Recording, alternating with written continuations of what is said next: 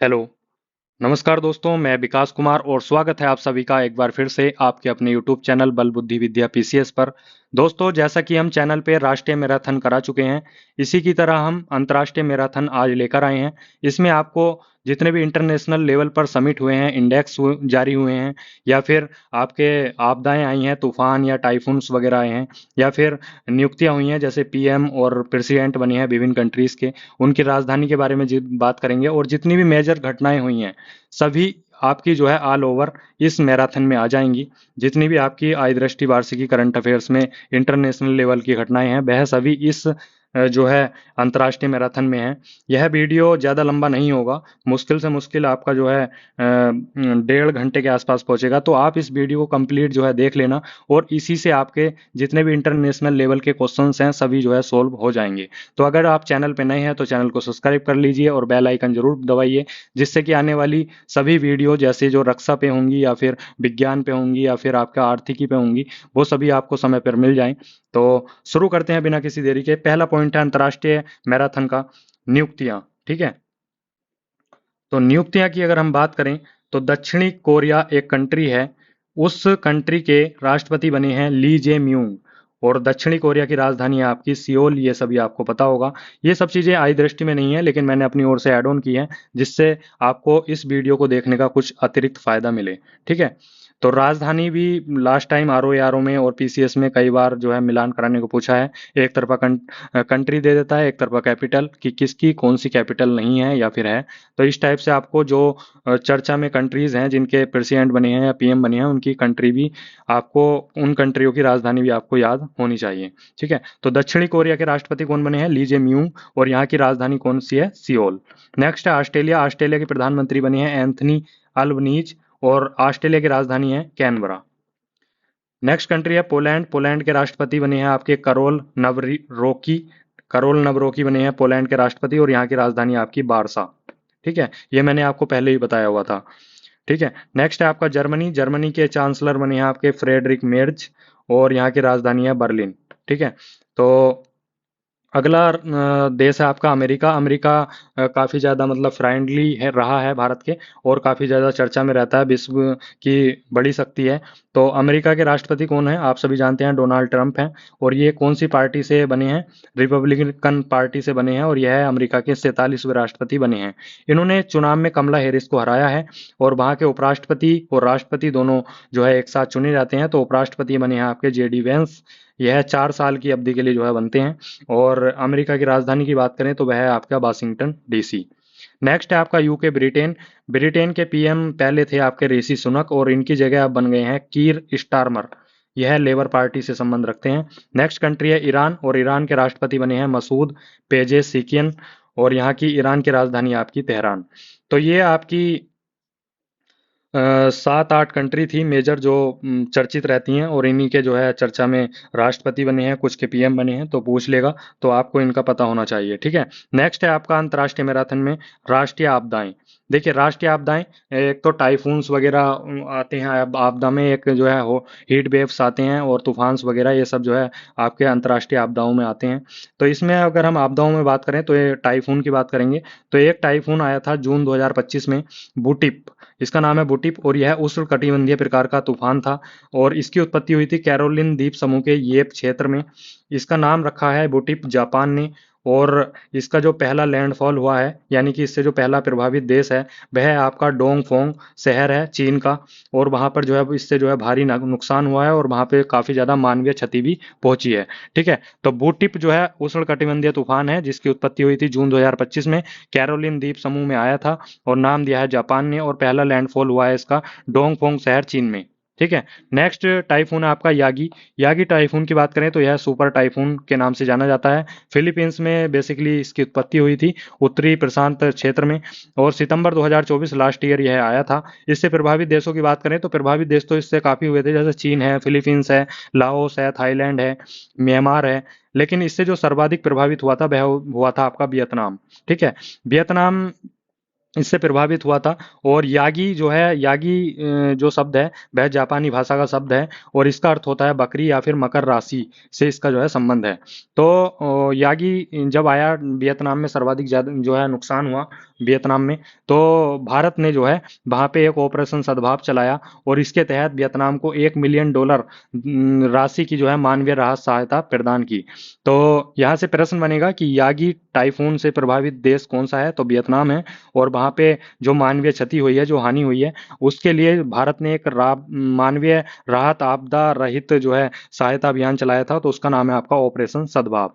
ठीक है, तो ये आपका मुख्य दो घटनाएं थी अंतर्राष्ट्रीय आपदाओं में। और इसके बाद जो है बात करें तो इसके बाद बात करते हैं हम अंतर्राष्ट्रीय समिट। ठीक है, अंतर्राष्ट्रीय समिट की बात करें तो G7 आप सभी जानते हैं। G7 समिट काफ़ी ज़्यादा इम्पोर्टेंट रहता है आपका परीक्षा दृष्टि से। तो 51वां G7 समिट हुआ है 2025 में। और यह कहाँ हुआ है, तो हुआ है आपका अल्बर्ट कनाडा में। कनाडा के शहर अल्बर्ट में हुआ है G7 शिखर सम्मेलन 2025। और इसकी अध्यक्षता की है कनाडा के प्रधानमंत्री मार्क कार्नी ने। ठीक है, और इस समिट की एक विशेषता यह है कि यहाँ पे जो है कनान कनान सिक्स जो है वाइल्ड फायर को घोषणा को अपनाया गया है। और इसका मतलब है कि यहाँ जो जंगलों में आग लगती है उसको रोकने के लिए यह घोषणा पत्र जो है अपनाया गया है। ठीक है, अब बात करें G7 की अध्यक्षता कनाडा ने किस देश से ली थी, तो वह है जो है इटली से ली थी। और इस समिट में जो है, जो 2025 में G7 का समिट हुआ है कनाडा में, इसमें यूरोपीय आयोग के अध्यक्ष हैं उर्सुला बांडेर, यह भी जो है शामिल हुई हैं। नेक्स्ट है आपका इसमें जो है G7 समिट में जो है आपको मैं बताता चलूं, इसमें भारत के अलावा 6 अन्य आमंत्रित देश भी जो है शामिल हुए थे। यानी कि कुछ, एक तो इसमें संस्थापक सदस्य हो गए G7 में, जैसे कि आपके G7 में कंट्री की बात करो तो यूएसए हो गया, कनाडा हो गया, यूके हो गया, जर्मनी हो गया, फ्रांस हो गया, इटली हो गया और जापान हो गया। तो इस 7 देशों का समूह है G7। और जब यह समिट होता है तो इसमें कुछ बाहरी कंट्रीज जो होती हैं, जैसे भारत है या फिर जो मेन मेन कंट्री है, उनको भी जो है इसमें जो है आमंत्रित किया जाता है इस समिट के लिए। तो भारत को भी इस बार जो है इसमें आमंत्रित किया गया था। नेक्स्ट है आपका तीसरा संयुक्त राष्ट्र महासागर सम्मेलन 2025। यह कहाँ हुआ है, तो यह हुआ है नीस फ्रांस में। और इसका जो विषय रहा है वह रहा है कि महासागर के संरक्षण और सतत उपयोग के लिए कार्रवाई में तेजी लाना और सभी हितधारकों को संगठित करना। ठीक है, तो यह इसका विषय रहा है। और भारत की ओर से प्रतिनिधित्व रहे हैं इसमें डॉक्टर जितेंद्र सिंह। और भारत ने इस समिट में जो है भारत के डीप ओशन मिशन समुद्रयान को जो है परियोजना को जो है रेखांकित किया है। और इसमें जो है इन्होंने एक पोर्टल को भी लॉन्च किया है जिसका नाम है साहेब डिजिटल महासागर डाटा पोर्टल, इसको लॉन्च किया है। और भारत ने जो है, भारत सहित अन्य देशों ने हमारा महासागर हमारा भविष्य शीर्षक से राजनीतिक घोषणा पत्र को भी अपनाया है। यह जो है तीसरा समिट था संयुक्त राष्ट्र महासागर सम्मेलन का, जो फ्रांस में हुआ है। इससे पहले 2 समिट हुए हैं। और पहले समिट की मैं बात करूं तो पहला समिट हुआ था यह न्यूयॉर्क में 2017 में। महासागर से संबंधित याद आया कि एसडीजी जो गोल्स होते हैं, सतत विकास गोल्स, तो उसमें जो है 14 नंबर का होता है 14, वह है आपका जल के नीचे जीवन। यह इससे संबंधित है, यानी कि जल के नीचे जो जीवन है जो महासागर से संबंधित है, तो वह है आपका सतत विकास गोल्स है आपका 14 हुआ। ठीक है, नेक्स्ट समिट है आपका इंटरनेशनल विग कैट अलायंस। ठीक है, इंटरनेशनल विग कैट अलायंस की पहली बैठक 2025 में कहाँ हुई है, पहली बार हुआ है भाई, तो भारत में हुआ है, नई दिल्ली में, याद रखेंगे। और इसकी अध्यक्षता की है पर्यावरण मंत्री भूपेंद्र सिंह ने। और इन्हें जो है इस समिट में आईबीसीए का अध्यक्ष भी नियुक्त किया गया है। आईबीसीए मतलब इंटरनेशनल विग कैट अलायंस, इसका अध्यक्ष भी इन्हें जो है नियुक्त किया गया है। आईबीसीए की बात करें तो इसका हेडक्वार्टर भी भारत में है। और इसकी स्थापना की जो है भारत सरकार द्वारा एक आदेश जारी किया गया था 12 मार्च 2024 को, तो उसके तहत इसकी स्थापना हुई है। इसमें जो है 95 रेंज देशों का यह एक संगठन है। और इसमें जो मेन पूछेगा आपसे क्वेश्चन वो यह पूछेगा कि 7 बिग कैट के संरक्षण को यह बढ़ावा देता है, तो 7 बिग कैट में जो है कौन नहीं है, नहीं करके पूछ लेगा। तो आपको नहीं का तब पता होगा जब आपको पता होगा कि 7 बिग कैट में कौन कौन सी 7 बिग कैट हैं।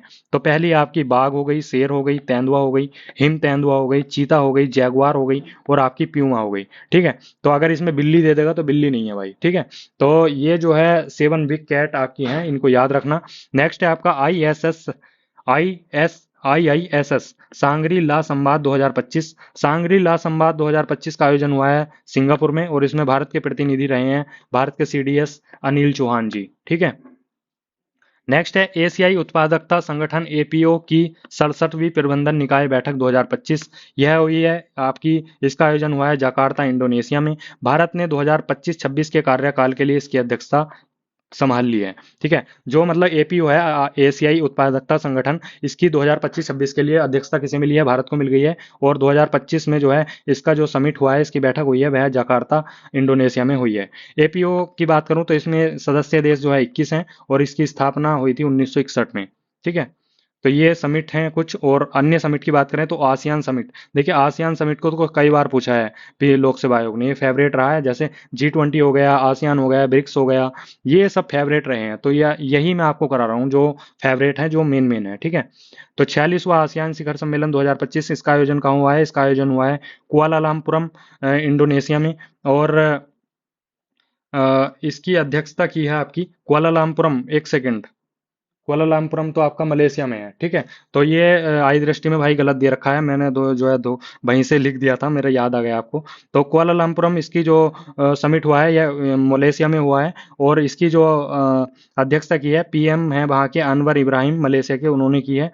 और इसका विषय रहा है आपका समावेशीपन और स्थिरता। ठीक है, अगर मैं आसियान कंट्रीज की बात करूं, तो आसियान समूह की बात करूं, तो आसियान समूह 10 दक्षिणी पूर्वी एशियाई देशों का समूह है। इसमें जो है Indonesia, Thailand, Singapore, Philippines, Malaysia, Vietnam, Brunei, Cambodia, Myanmar, लाओ पीडीआर, ये जो है 10 कंट्रीज इसमें शामिल हैं। और इसकी स्थापना हुई थी आसियान समूह की 1967 में। और हेड क्वार्टर है इसका हेडक्वार्टर है आपका जकार्ता इंडोनेशिया में। ठीक है, तो भाई ये आसियान शिखर सम्मेलन 2025 जो आई दृष्टि में दिया हुआ है इंडोनेशिया में, तो इंडोनेशिया में नहीं हुआ है, यह कुआलालंपुरम मलेशिया में हुआ है। ठीक है, तो इसलिए ये वीडियो आपको मेरे लिए जो है महत्वपूर्ण हो जाती है, जो त्रुटि है, क्योंकि भाई देखो त्रुटि हो जाती है, इसमें कोई ऐसा तो नहीं है कि कोई मैगजीन आ रही है तो फ्रेश ही आएगी। एक दो त्रुटि तो मानवीय गुण भी है, किसी से भी इंसान से गलती हो सकती है, तो मैं उस चीज़ को नहीं कह रहा हूँ। लेकिन अगर आपको एक्यूरेसी वेस्ट देखनी है वीडियो, तो इस भी मैराथन को जरूर देखिए और अपने जो है दोस्तों को भी सजेस्ट करिए जो आरओ या फिर अन्य एग्जाम देने जा रहे हैं। ठीक है, तो आसियान शिखर सम्मेलन 2025 हुआ आपका मलेशिया में। आसियान में 10 देशों का समूह है, स्थापना हुई थी 1967 में, हेडक्वार्टर है जकार्ता में। और 11वां इसका संभावित सदस्य बनने जा रहा है आपका तिमोर लेस्ते। ठीक है, तिमोर लेस्ते आसियान का 11वां संभावित सदस्य देश है। नेक्स्ट मैं बात करूं, तो नेक्स्ट है आपका COM की 24वीं हिंद महासागर रिम एसोसिएशन IORA बैठक 2025। यानी कि हिंद महासागर रिम एसोसिएशन की बैठक 2025 में कहाँ हुई है? तो श्रीलंका ने है वर्चुअली रूप से की है यह बैठक। ठीक है, इसका विषय रहा है भविष्य की पीढ़ी के लिए सतत हिंद महासागर। और IORA जो मेन पॉइंट है जो एग्जाम में पूछा जाएगा वह यह है कि हिंद महासागर रिम एसोसिएशन की अध्यक्षता 2025 से 27 तक कौन संभालेगा? तो अपना भारत जो है संभालेगा। हिंद महासागर रिम एसोसिएशन की स्थापना हुई थी 1997 में और इसका हेडक्वार्टर है एबियन मॉरिशस में। और इसमें कुल सदस्य देश कितने हैं? 23 हैं। ठीक है, नेक्स्ट है आपका जो बहुत ज्यादा महत्वपूर्ण है, संयुक्त राष्ट्र जैव विविधता सम्मेलन COP 16 का इसका बड़ा सत्र हुआ है विस्तारित, यह हुआ है रोम इटली में 2025 में। ठीक है, अगर इसके मूल सत्र की बात करूं तो वह लास्ट ईयर हुआ था नवंबर 2024 में काली कोलंबिया में। यह नहीं पूछा जाएगा, लेकिन आपसे पूछा जाएगा विस्तारित सत्र। तो विस्तारित सत्र हुआ है आपका फरवरी 2025 में इस साल। और कहाँ हुआ है? यह हुआ है खाद्य एवं खाद्य संगठन के हेडक्वार्टर आपका इटली के रोम में यह जो है आयोजित हुआ है। ठीक है, नेक्स्ट है आपका G20 शिखर सम्मेलन। भाई बहुत ज्यादा महत्वपूर्ण है, 2024 में हुआ है। 19वां G20 शिखर सम्मेलन 2024 में हुआ है G20 शिखर सम्मेलन। और यह कहाँ हुआ है? G20 शिखर सम्मेलन 2024 रियो डी जेनेरो में हुआ है, ब्राजील में। ठीक है, ब्राजील के राष्ट्रपति कौन है? लूला डी सिल्वा वहाँ के राष्ट्रपति हैं और उन्होंने इसकी अध्यक्षता की है। और उसमें एक स्लोगन भी दिया गया है, उस स्लोगन का नाम है एक न्याय संगत विश्व और एक टिकाऊ ग्रह का निर्माण। ठीक है, एक टिकाऊ ग्रह का निर्माण, यह इसका स्लोगन रहा है। और G20 के 19 सदस्य देश जो है इसमें शामिल रहे हैं। इसके अलावा इसमें 2 सदस्य क्षेत्रीय गुट भी शामिल रहे हैं, जो अफ्रीकी संघ हो गया और एक यूरोपीय संघ, इन्होंने भाग लिया है। 18वां G20 सम्मेलन 2023 भारत में जो है, अब 18वां G20 सम्मेलन जो 2023 में भारत में हुआ था, तो उसमें जो है अफ्रीकी संघ को G20 की स्थायी सदस्यता प्राप्त हो गई थी। इसलिए जो है अफ्रीकी संघ और यूरोपीय संघ ने जो है इस समिट में जो है भाग लिया है। 19वें सम्मेलन की मैं बात बात करूं तो 19वां सम्मेलन में जो है ब्राजील राष्ट्रपति ने, जो इस बार हुआ है, इस बार जो है 19वां समिट हुआ है G20 का, तो इस बार के समिट में ब्राजील के राष्ट्रपति ने भूख और गरीबी के विरुद्ध वैश्विक गठबंधन का को आधिकारिक रूप से लॉन्च किया है। कौन से संगठन को लॉन्च किया है या कौन से गठबंधन को लॉन्च किया है, तो वह है भूख एवं गरीबी के विरुद्ध वैश्विक गठबंधन। इसे जो है ब्राजील के राष्ट्रपति ने G20 समिट में जो है लॉन्च किया है। और अगर गरीबी की का जिक्र आया है या फिर भूख का जिक्र आया है, तो अभी एक रिपोर्ट आई थी यूएन खाद्य एवं कृषि संगठन की। इसके अनुसार विश्व में वर्ष 2024 में कुल 733 मिलियन लोग अल्पपोषित हैं। 733 मिलियन लोग विश्व में ऐसे हैं जिनको पूर्ण रूप से पोषण नहीं मिलता है, यानी कि अल्पपोषित श्रेणी में हैं। अगर मैं बात करूं, ब्राजील, यूनेस्को और यूएन ने, तीनों ने मिलकर, यूनेस्को हो गया और संयुक्त राष्ट्र हो गया ब्राजील ने, इस समिट में तीनों ने मिलकर जलवायु परिवर्तन पर सूचना अखंडता के लिए वैश्विक पहल को भी लॉन्च किया है। और इस जो है G20 समिट में भारत की ओर से भाग लिया है पीएम मोदी ने। और G20 हेतु भारत के शेरपा कौन है? अमिताभ कांत जो है G20 हेतु भारत के शेरपा हैं। G20 शिखर सम्मेलन 2025, यह 24 वाला समिट था, लेकिन 25 वाला समिट कहाँ होगा? तो 25 वाला समिट आपका दक्षिण अफ्रीका में होगा। इसकी अध्यक्षता ग्रहण की है दक्षिण अफ्रीका ने, और इसका विषय रहेगा एकजुटता, समानता, सतत विकास को बढ़ावा देना। ठीक है। नेक्स्ट समिट है आपका COP 29। भाई बहुत ज्यादा इंपॉर्टेंट है, कोप से तो यारी है लोक सेवा आयोग की, कई बार पूछ लिया है। तो COP 29 क्या है? संयुक्त राष्ट्र जलवायु परिवर्तन शिखर सम्मेलन 2024, COP 29। इसकी अध्यक्षता की है बाकू अजरबैजान में। बाकू अजरबैजान में यह जो है आयोजन हुआ है COP 29 का। और इसमें जो है एक घोषणा भी हुई है बाकू वित्त लक्ष्य की, और इसका पर्पज है कि यह जो है विकासशील देशों को जलवायु कार्रवाई के लिए प्रति वर्ष 1.3 ट्रिलियन डॉलर की धनराशि प्रदान करने के लिए जो है प्रतिबद्ध रहेगा। तो बाकू वित्त लक्ष्य की घोषणा हुई है COP 29 में। और COP 30 की बात करें तो COP 30 आपका होगा नवंबर 2025 में ब्राजील में। ठीक है। तो COP 29 आपका बाकू में, COP 30 कहाँ पे? ब्राजील में। नेक्स्ट है आपका ब्रिक्स शिखर सम्मेलन 2024। ब्रिक्स तो भाई बहुत ज्यादा चर्चा में रहा था, तो इसे तो अच्छे से पढ़ना पड़ेगा आपको। तो ब्रिक्स समिट 2024 में कहाँ हुआ है? कजान में हुआ है, रूस में। और यह 16वां समिट था 2024 में। इसकी अध्यक्षता भी रूस करेगा, जब रूस में हुआ है तो। और इसका विषय है आपका न्यायपूर्ण वैश्विक विकास और सुरक्षा के लिए बहुपक्षवाद को सुदृढ़ करना। जनवरी 2024 में आपको पता होगा, लास्ट ईयर 2024 में ब्रिक्स समूह में 4 नए सदस्य देश शामिल हुए थे। एक तो हुआ था मिस्र, इथोपिया, ईरान और यूएई। इसके अलावा 2 देशों को और निमंत्रण भेजा गया था, आमंत्रित किया गया था। इसमें एक सऊदी अरब भी है। सऊदी अरब को आमंत्रित किया गया था, लेकिन अभी तक उसने निमंत्रण जो है स्वीकार नहीं किया है। अर्जेंटीना ने जो है स्वीकार कर दिया है। ये जो है आप थोड़ा सा ध्यान रखेंगे। और इसमें जो है नाटो का एक सदस्य देश है तुर्की, उसने पहली बार ब्रिक्स समिट में जो है आमंत्रित अतिथि के रूप में भाग लिया है। यह जो है आमंत्रित किया गया था ब्रिक्स समिट 2024 के लिए। नाटो का एक सदस्य देश है तुर्की, इसे जो है आमंत्रित किया गया था, तो इसने जो है भाग लिया है पहली बार। और इसमें जो है यूएन के महासचिव है एंटोनियो गुटेरस, आपको पता है, इन्होंने भी भाग लिया है। और इसमें जो है कजान घोषणा पत्र जो है जारी हुआ है। देखो, जिस कंट्री में जो समिट होगा, मुख्यतः वही घोषणा पत्र जारी होते हैं। तो यह जो ब्रिक्स समिट हुआ था 2024 में, कजान में हुआ था रूस के, तो कजान घोषणा पत्र जारी होगा डेफिनेटली। तो इसमें जो है एक मेन इंपोर्टेंट पॉइंट यह है कि ब्रिक्स ने जो है 18 अगस्त को ब्रिक्स भूगोल वेत्ता दिवस मनाने की घोषणा की है। तो भाई भूगोल वेत्ता दिवस, यानी कि ब्रिक्स भूगोल वेत्ता दिवस कब मनाया जाएगा? 18 अगस्त को मनाया जाएगा, और ब्रिक्स ने इसकी घोषणा की है। नेक्स्ट है आपका ब्रिक्स में जो है भागीदार देश नाम की एक नई श्रेणी भी बनाई गई है। अभी तक जो है भागीदार देश की कोई श्रेणी थी नहीं ब्रिक्स में, पहली बार यह नई श्रेणी डेवलप की गई है। और इस भागीदार देश अगर कोई बन रहा है, ठीक है, ब्रिक्स में, तो उसकी शर्त यह है कि वह पूर्ण सदस्य नहीं होगा, वह केवल एक भागीदार जो है पार्टनर होगा, और पूर्ण सदस्य नहीं होगा। इसमें जो है 13 देश शामिल किए गए हैं। 13 देश मैंने इसलिए नहीं लिखे हैं क्योंकि एग्जाम में पूछने के कोई चांस नहीं है, केवल जो चीज़ें मैं बता रहा हूँ वही पूछी जाने की पूरी संभावना है। तो इतना आप जो है याद रख भी नहीं पाएंगे। अगर पूरा याद रखना है तो आप आई दृष्टि पढ़ ही रहे होंगे। ठीक है। 2025 में ब्रिक्स की अध्यक्षता कौन करेगा? देखिए, 2024 में तो रूस ने की है, 2025 में ब्रिक्स की अध्यक्षता किसके पास चली जाएगी? ब्राजील के पास चली जाएगी। ठीक है। तो ब्राजील जो है 17वें ब्रिक्स समिट का आयोजन करेगा 2025 में ब्राजील में। ठीक है। ब्रिक्स समिट 2024 से संबंधित कुछ महत्वपूर्ण फैक्ट भारत की दृष्टि से बात करें तो भारत में ब्रिक्स के शेरपा कौन रहे हैं? दम्बू रवि रहे हैं। और ब्रिक्स समिट 2024 में भारत की ओर से भाग किसने लिया है? तो पीएम मोदी ने भाग लिया है। और इस समिट के दौरान जब पीएम मोदी वहां गए थे तो वहां पे चीन के राष्ट्रपति भी उनसे मिले थे। और चीन के राष्ट्रपति तथा भारतीय पीएम मोदी की मध्य यह पिछले 5 वर्षों में आयोजित यह पहली औपचारिक द्विपक्षीय बैठक भी थी।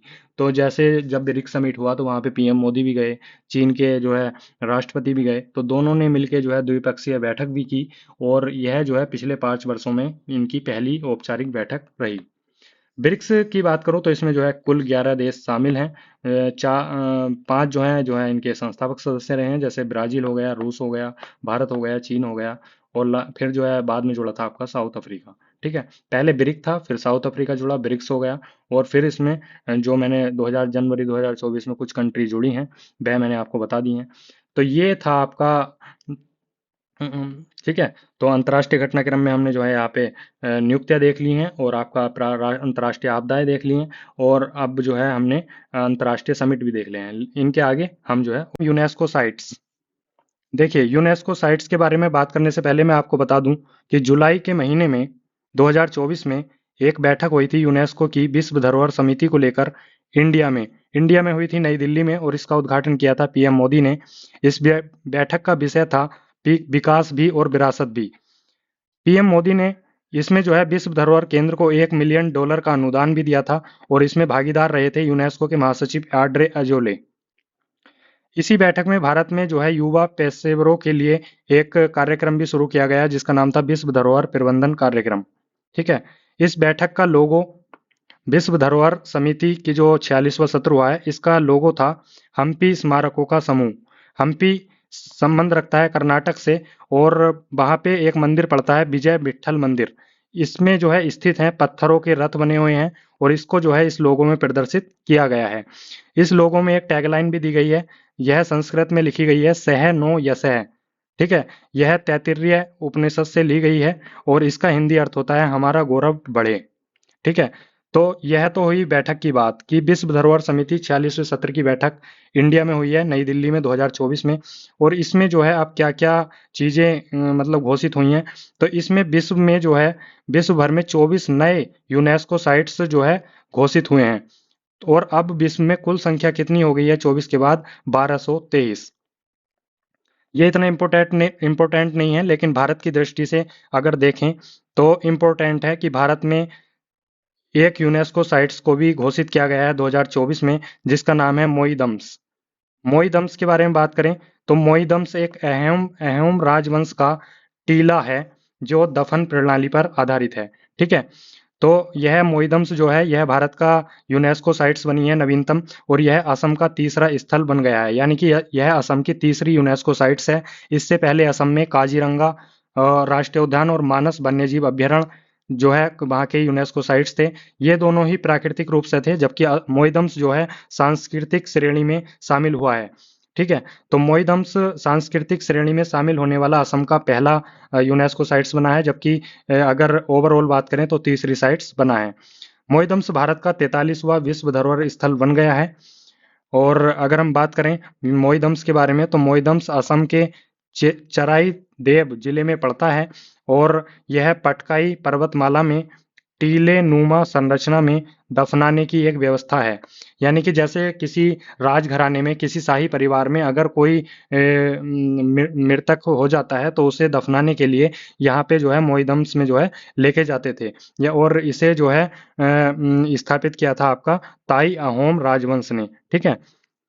इसे आत्मा के लिए घर भी जो है बोला जाता है, क्योंकि इसका निर्माण हुआ था 13वीं शताब्दी से लेकर 19वीं शताब्दी के बीच, यानी कि 600 वर्ष की अवधि के दौरान इसका निर्माण हुआ है। और इसका विवरण आपको एक साहित्य है चांगरुंग फूकन, इसमें इसका विवरण भी मिलता है। और इसकी जो है तुलना मिस्र के फैरो पिरामिड से की गई है। ठीक है। अब इसे मोईदम्स को आत्मा का घर क्यों बोलते हैं? कि आत्मा का घर इसलिए बोलते हैं क्योंकि जो असम में शाही परिवार थे, जो राजघराने के परिवार थे, अगर उसमें किसी की डेथ हो जाती है तो उसे दफनाने के लिए इसमें मोईदम्स में लेके जाया जाता था। तो मोईदम्स की स्पेशलिटी के लिए ही यूनेस्को ने जो है इसे विश्व धरोहर स्थल की जो है सूची में शामिल किया है। और यह भारत का 43वां विश्व धरोहर स्थल बन गया है, जबकि असम का तीसरा है।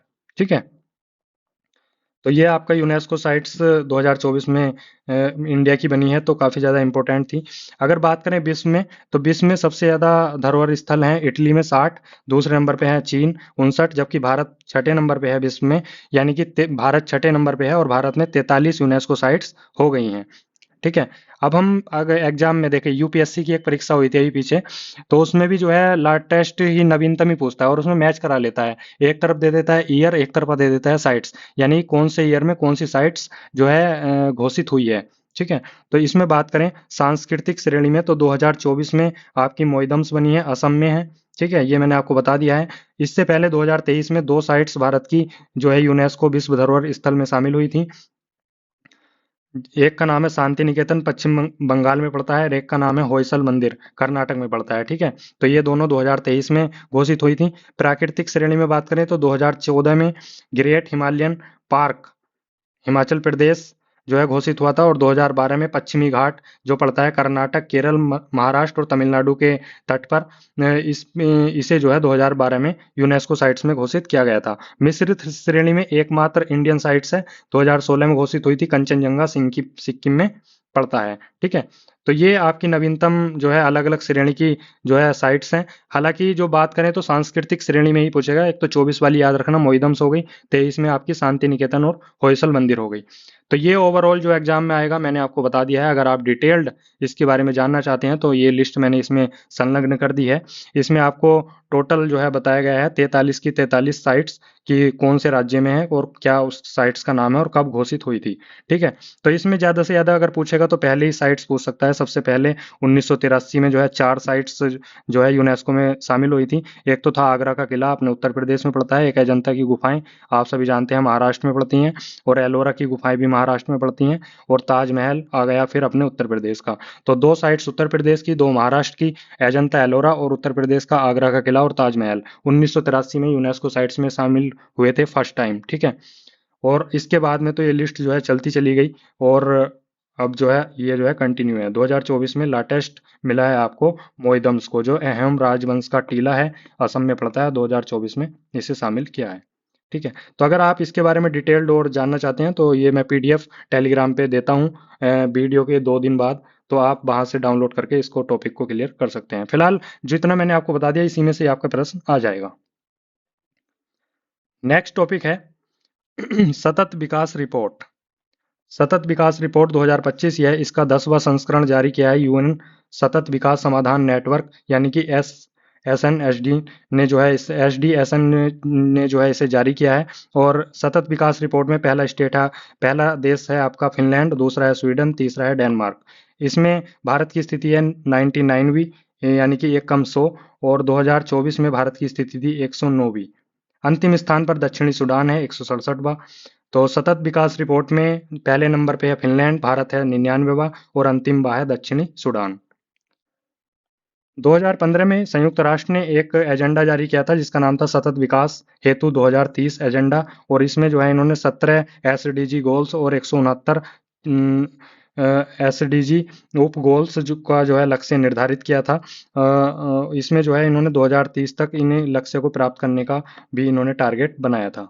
ठीक है, नेक्स्ट रैंक के बारे में बात देखिए, एक न एक रैंक जो है जरूर पूछी जाती है, तो आप जो है एक तो पहला कौन सी कंट्री है और भारत की क्या स्थिति है, और एक अंतिम स्थान पे कौन है और कौन जारी करता है, तो चार चीजें अगर आप याद कर रहे हैं तो आपका क्वेश्चन कभी भी गलत नहीं हो सकता। ठीक है, तो नेक्स्ट है आपका IMD विश्व प्रतिस्पर्धात्मक रैंकिंग 2025। इसे जारी करता है IMD बोले तो international institute for management development. इसमें पहले नंबर पे है स्विट्जरलैंड, दूसरे पे सिंगापुर, और भारत का स्थान है 41। इसमें जो है अंतिम देश है आपका 69वां वेनेजुएला। नेक्स्ट है ऊर्जा संक्रमण सूचकांक। ऊर्जा संक्रमण सूचकांक 2025, इसे जारी करता है विश्व आर्थिक मंच। इसमें पहले स्थान पर है स्वीडन, दूसरे पर है फिनलैंड, और भारत की स्थिति है 71वीं। ठीक है, अंतिम देश है इसमें 118वां कांगो गणराज्य। यह बेसिकली 3 आयाम पर सूचकांक जारी होता है। पहला इसमें समानता देखी जाती है, फिर स्थिरता, और तीसरा सुरक्षा। तो इसमें पहली कंट्री आपकी स्वीडन, और भारत है 71वां। ठीक है, नेक्स्ट सूचकांक है आपका ग्लोबल लाइबिलिटी इंडेक्स 2025। इसे जारी किया है इकोनॉमिस्ट इंटेलिजेंस ने, और इसे जो है 5 श्रेणी में जो है जारी किया जाता है। एक तो स्थिरता, एक स्वास्थ्य, पर्यावरण, शिक्षा, बुनियादी ढांचा। इसमें पहले नंबर पर है विश्व में कोपेनहेगन डेनमार्क, और दूसरे पर है वियना ऑस्ट्रिया में पड़ता है, तीसरा है ज्यूरिख स्विट्जरलैंड में पड़ता है। ठीक है, जबकि सबसे लास्ट में यानी कि सबसे कम आरामदायक यानी कि सबसे बेकार बोल सकते हैं, सबसे बेकार सिटी रहने के हिसाब से, तो इसमें स्थान दिया गया है दमिश्क को, जो सीरिया में है और 173वें स्थान पर है। जबकि सबसे अच्छी सिटी जो बताई गई है कोपेनहेगन बताई गई है डेनमार्क की। ठीक है, नेक्स्ट है आपका वैश्विक लैंगिक अंतराल रिपोर्ट 2025। इसे जारी किया है डब्ल्यूईएफ ने, यानी कि विश्व आर्थिक मंच ने। इसमें पहले नंबर पे है आइसलैंड, दूसरे पे है फिनलैंड, और 148वें स्थान पर है पाकिस्तान। यानी कि अंतिम स्थान पर विश्व लैंगिक अंतराल रिपोर्ट में अंतिम स्थान पर है आपका पाकिस्तान 148वें नंबर पर, जबकि भारत है 131वें नंबर पर। लास्ट ईयर भारत की रैंक थी 129वीं। नेक्स्ट है वैश्विक शांति सूचकांक, पीस इंडेक्स। देखिए देखिए, पीस इंडेक्स तो कई बार पूछा जाता है, तो इसे तो रट ही लीजिए। इसे भी जारी किया है आपका institute for economics and peace ने। यह 19वां संस्करण था। इसमें सर्वाधिक शांतिपूर्ण क्षेत्र जो बताया गया है पश्चिमी और मध्य विश्व को बताया गया है, जबकि सबसे कम शांतिपूर्ण क्षेत्र मध्य, पूर्व और उत्तरी अफ्रीका को बताया गया है। इसमें बेसिकली क्षेत्र नहीं पूछता लेकिन कंट्री पूछता है। तो कंट्री की बात करें तो सबसे शांतिपूर्ण कंट्री कौन सी है? आइसलैंड है, दूसरे नंबर पर आयरलैंड, तीसरे पर न्यूजीलैंड। तो तीनों जो है लैंड हो गई, एक तो पहले आइसलैंड, दूसरी आयरलैंड, तीसरी न्यूजीलैंड। ठीक है, तो इसमें मिलान कराने को पूछ लेता है, तो आप इसे जरूर याद रखेंगे। भारत का स्थान इसमें है 115वां। अंतिम स्थान पर है 163वें स्थान पर यमन, यानी कि यमन में जो है सबसे कम शांतिपूर्ण स्थिति देखी गई है। नेक्स्ट है क्यूएस वर्ल्ड यूनिवर्सिटी रैंकिंग्स 2026। इसमें पहले स्थान पर है मैसाचुसेट्स यूनिवर्सिटी यूएसए की, दूसरे पर है इंपीरियल कॉलेज लंदन का यूके में पड़ता है, और इसमें भारत में जो है प्रथम स्थान पर और विश्व में 123वें स्थान पर है आईआईटी दिल्ली। ठीक है, भारत के इसमें कुल 54 संस्थान शामिल हुए हैं। नेक्स्ट है ऑपरेशन राइजिंग लोयन। देखिए ये तो फैक्चुअल डाटा है, तो आपको ऐसे ही रिवीजन करना होगा। ठीक है, और इसकी मैं पीडीएफ दे दूंगा, तो आप वहां से इसका 2-3 बार रट्टा और मार देना, तो आपकी पक्की हो जाएंगी चीजें। ठीक है, अभी फिलहाल इसको आप समझ लीजिए। नेक्स्ट है ऑपरेशन राइजिंग लोयन। ऑपरेशन राइजिंग लोयन कब चलाया गया था? तो इसराइल ने ईरान पर हवाई हमला किया, तो उसके रूप में ऑपरेशन राइजिंग लोयन शुरू किया। यानी कि इसराइल ने जो है ईरान पर हवाई हमला कर दिया था, जिसके किसके तहत किया था? ऑपरेशन राइजिंग लोयन के, और इसे जो है इजरायली रक्षा बलों द्वारा नाम दिया गया था। इसके जवाब में जो है ईरान ने भी जो है इजराइल पर हमला किया, और ईरान ने किया तो उसको ऑपरेशन का नाम था ऑपरेशन ट्रू प्रोमिस थर्ड। अब इसके बदले में अमेरिका ने भी एक ऑपरेशन चलाया जिसका नाम था मिडनाइट हैमर, और अमेरिका ने ईरान के परमाणु स्थलों पर जो है हमला कर दिया था। तो ये 3 ऑपरेशन हो गए। इजराइल ने चलाया ऑपरेशन राइजिंग लोयन, और ईरान ने चलाया ऑपरेशन ट्रू प्रोमिस थर्ड, और अमेरिका ने चलाया ऑपरेशन मिडनाइट हैमर। जब इजराइल और ईरान का जो है युद्ध चल रहा था आपस में, तो ऐसे में वहां पे फंसे भारतीयों के लिए एक भारत ने ऑपरेशन चलाया जिसका नाम था ऑपरेशन सिंधु। तो ऑपरेशन सिंधु क्या है? ईरान इजराइल से भारतीयों को निकालने हेतु यह ऑपरेशन चलाया गया था। नेक्स्ट देखते हैं नोबेल पुरस्कार 2024। देखिए ये ऐसे टॉपिक हैं जहां से आपको हर टॉपिक से एक प्रश्न आने की प्रबल संभावना है। जैसे यूनेस्को साइट्स हो गई, तो वही पूछी ही जाएगी, पूछी जाती है। ठीक है, भले ही ना पूछे, वो चांसेस एक बार को 1% ना हो, लेकिन 99% पूछता है। ठीक है, तो यूनेस्को साइट्स हो गई, आपके नोबेल पुरस्कार पूछ सकता है 101%। तो नोबेल पुरस्कार के बारे में बात करें तो नोबेल पुरस्कार 2024 में चिकित्सा क्षेत्र में दिया गया है आपका विक्टर एम्ब्रोस यूएसए के हैं, और गैरी रूपकुन यूएसए के हैं। इन्हें माइक्रो आरएनए की खोज के लिए दिया गया है। अब इसकी ट्रिक की बात करें तो बिक्की गैरी ने चिकित्सा के लिए माइक्रोबिल भेजा। यानी कि बिक्की विक्टर एम्ब्रोस हो गए और गैरी हो गए गैरी रूपकुन, ये दोनों ही यूएसए के वैज्ञानिक हैं, और इन्हें चिकित्सा के लिए माइक्रो आरएनए की खोज के लिए जो है चिकित्सा नोबेल पुरस्कार मिला। तो बिक्की गैरी ने चिकित्सा के लिए माइक्रोबिल भेजा। यह आपका हो गया चिकित्सा के क्षेत्र में। नेक्स्ट है भौतिक के क्षेत्र में। ठीक है, तो भौतिक के क्षेत्र में भौतिक टीचर जॉन और हिंटन का एआई न्यूरल ब्रेन है। यानी कि हमारे स्कूल में भौतिकी के जो टीचर हैं जॉन और हिंटन, इनका एआई आधारित न्यूरल ब्रेन है। तो भौतिकी के क्षेत्र में जॉन हॉपफील्ड और हिंटन को जो है नोबेल पुरस्कार मिला। और क्यों मिला? तो इन्होंने जो है कृत्रिम तंत्रिका नेटवर्क के विकास के लिए इन्हें दिया दिया जो है गया है। ठीक है। नेक्स्ट है रसायन के क्षेत्र में। तो रसायन के क्षेत्र में दिया गया है डेविड बेकर, डेमिस हस्साविस और जॉन एम जम्पर को। ठीक है। तो इसमें जो आसान नाम है क्या है? बेकर हो गया, हस्साविस हो गया और जम्पर हो गया। तो बेकर ने जम्पर में प्रोटीन डालकर, बेकर एक आदमी है, उसने अपने जम्पर में प्रोटीन डालकर जो रसायन बना उसे हस्साविस को पिला दिया। तो प्रोटीन संरचना की डिजाइन के लिए जम्पर और हस्साविस और आपका बेकर को रसायन के क्षेत्र में जो है नोबेल पुरस्कार मिला है। नेक्स्ट है साहित्य।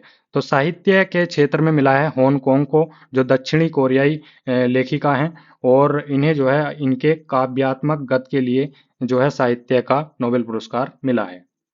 इनका एक फेमस उपन्यास है, मैंने यहाँ पे लिख दिया है, जिसका नाम है द वेजिटेरियन। ठीक है। तो ये याद रखेंगे आप।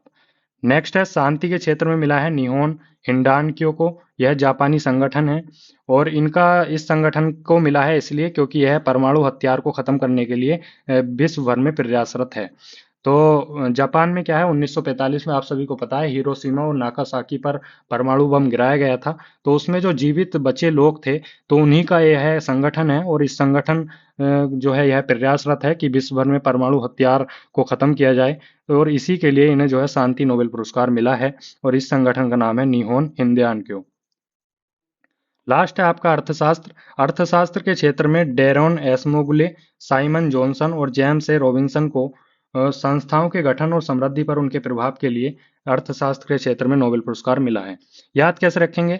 हमारे जो है इकोनॉमिस्ट हैं ASR। ए से बोले तो एसमोगलू, एस से बोले तो आपका साइमन, और आर से बोले तो रॉबिन्सन। यानी कि इकोनॉमिस्ट ASR बोले कि गरीबी जो है संस्थाओं की गलती है, यानी कि संस्थाओं के गठन के कारण जो है गरीबी के चलते इन्हें जो है अर्थशास्त्र का नोबेल पुरस्कार मिला है। तो ये मैंने अपनी तरफ से थोड़ी सी ट्रिक्स सी बनाई थी जिससे चीज़ें याद रहें। बाकी जैसे साहित्य का हो गया तो ट्रिक की ज़रूरत नहीं है, और शांति का हो गया तो ट्रिक की ज़रूरत नहीं है, क्योंकि सिंगल एक संगठन को मिला है, एक इंसान को मिला है, तो इजीली याद हो जाएगा। लेकिन रसायन, भौतिकी और इकोनॉमिक्स के बात करें तो ज़रूरी है। ठीक है, तो ये आप देख लेना। नेक्स्ट है आपका भारत UN आर्थिक एवं सामाजिक परिषद, UNECOSOC। भारत जो है UN आर्थिक एवं सामाजिक परिषद का सदस्य बन गया है। यह 2026 से 28 की अवधि के लिए बना है। इसमें अन्य सदस्य 3 और बने हैं, चीन, लेबनान, तुर्कमेनिस्तान। ठीक है। भारत अंतर्राष्ट्रीय प्रशासनिक विज्ञान संस्थान का भी अध्यक्ष बना है।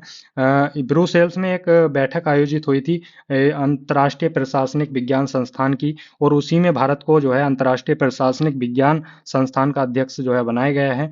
इसमें भारत की तरफ से प्रतिनिधित्व जो किया था वह किया था प्रशासनिक सुधार एवं लोक शिकायत विभाग ने। अगर हम बात करें अंतर्राष्ट्रीय प्रशासनिक विज्ञान संस्थान की, तो इसकी स्थापना हुई थी 1930 में, जबकि इसका हेडक्वार्टर है ब्रुसेल्स में। नेक्स्ट है आपका सुरक्षा परिषद के नए अस्थायी सदस्य। देखिए स्थायी सदस्य तो आपको पता होगा संयुक्त राष्ट्र सुरक्षा परिषद के चीन है, फ्रांस है, रूस है, यूके है, यूएसए है।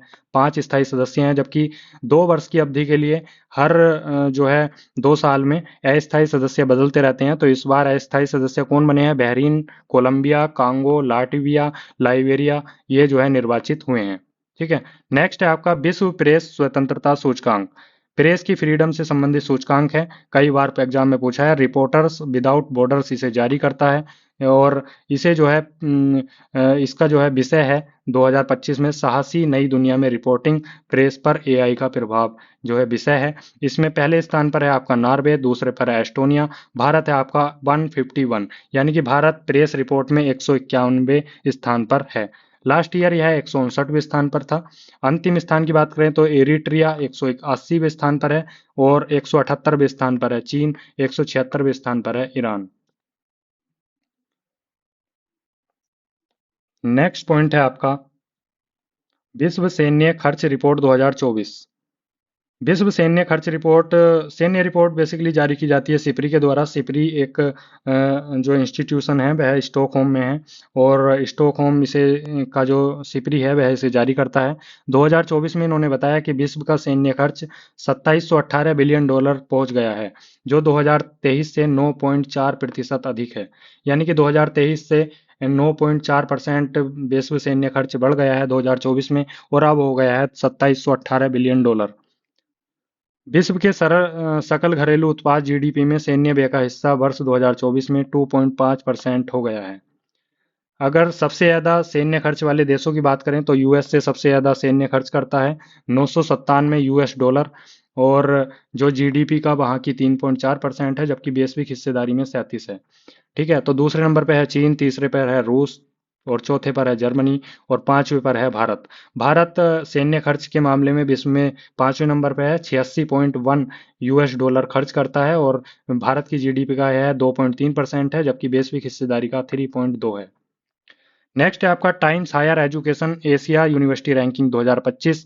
इसमें पहले स्थान पर है सिंधुआ यूनिवर्सिटी, चीन में पड़ती है, जबकि 38वें स्थान पर है, भारत की शीर्ष है, आईआईएससी बेंगलोर। इसमें 146वें स्थान पर है सोलानी यूनिवर्सिटी, भारत की पहली सर्वोच्च निजी यूनिवर्सिटी बन गई है। सोलानी यूनिवर्सिटी कहाँ पे है? हिमाचल प्रदेश में। भारत के इसमें 107 विश्वविद्यालय शामिल थे।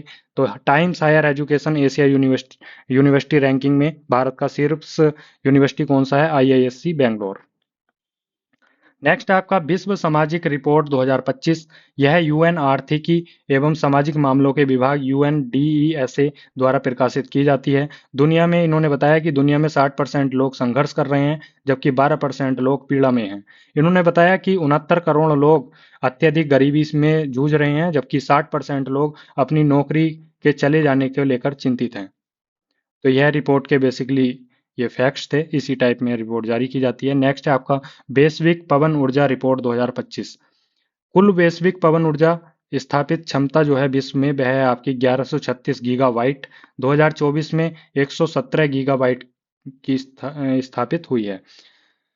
देखो, विश्व में कुल पवन ऊर्जा कितनी स्थापित है? तो वह है 1136 गीगावाट। और 2024 में कितनी स्थापित हुई है? तो वह हुई है 117 गीगावाट। भारत विश्व में चौथे स्थान पर है। भारत में बात करें तो अप्रैल 2025 तक 51.06 गीगावाट क्षमता स्थापित हुई है। पहले नंबर पे है चीन, दूसरे पे यूएसए, तीसरे पे जर्मनी, चौथा अपना पवन ऊर्जा स्थापित क्षमता में चौथे नंबर पे है भारत। ठीक है, ये याद रखना बस। नेक्स्ट है आपका अंतर्राष्ट्रीय बौद्धिक संपदा सूचकांक 2025। इसे जारी किया है यूएस चैम्बर ऑफ कॉमर्स के वैश्विक नवाचार नीति केंद्र द्वारा। यानी कि यूएस चैम्बर ऑफ कॉमर्स ने जारी किया है अंतर्राष्ट्रीय बौद्धिक संपदा सूचकांक 2025। इसमें पहले स्थान पर है यूएसए, दूसरे पर यूके, तीसरे पर फ्रांस। भारत का स्थान है बौद्धिक संपदा सूचकांक में 43वां, लास्ट ईयर 42वां था, एक अंक की वृद्धि हुई है। कुल देश इसमें 55 शामिल थे। नेक्स्ट है प्रौद्योगिकी और नवाचार रिपोर्ट 2025। अंकटाड ने इसे जारी किया है। इसका विषय था विकास के लिए समावेशी कृत्रिम बुद्धिमत्ता। वर्ष 2033 तक एआई का बाजार मूल्य 4.8 ट्रिलियन डॉलर तक पहुंचने की उम्मीद है। इन्होंने बताया है कि 2033 तक जो कृत्रिम बुद्धिमत्ता एआई है उसका बाजार मूल्य, उसकी जो मार्केट वैल्यू है वह 4.8 ट्रिलियन डॉलर तक पहुंचने की उम्मीद है। नेक्स्ट है टेररिज्म टेररिज्म इंडेक्स, यानी कि आतंकवाद सूचकांक 2025। इसे जारी किया है institute for economics and peace द्वारा। यानी कि जिसे जो शांति रिपोर्ट जारी करता है वही वाला इंस्टीट्यूट है। ठीक है, तो इसमें इन्होंने बताया कि आतंकवाद से प्रभावित शीर्ष देश कौन से हैं। सबसे ज्यादा आतंकवाद से प्रभावित है बुर्किना फासो, दूसरा है पाकिस्तान, तीसरा है सीरिया। भारत 14वें नंबर पर है, और भारत को जो है उच्च आतंकवाद प्रभावित देशों की श्रेणी में शामिल किया गया है। इन्होंने बताया कि विश्व का सबसे घातक आतंकी समूह कौन सा है? तो वह है इस्लामिक स्टेट। और इन्होंने बताया कि विश्व का सबसे आतंक प्रभावित क्षेत्र है, तो वह है आपका साहेल क्षेत्र।